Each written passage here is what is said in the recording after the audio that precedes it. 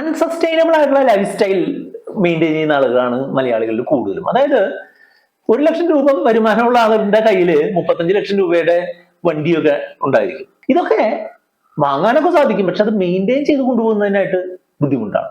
അത്തരത്തില് കുറെ ആളുകൾ നമ്മളെയും വിളിക്കാറുണ്ട്. അതായത് ഞാൻ ഒരു BMW വാങ്ങി, അത് ഒരു ആരംഭശൂരത്വം എന്നുള്ള രീതിയിൽ BMW വാങ്ങി, പക്ഷെ അത് മെയിൻറ്റെയിൻ ചെയ്ത് കൊണ്ടുപോകാൻ നമ്മളുടെ കയ്യിൽ പണം കാണുന്നില്ല.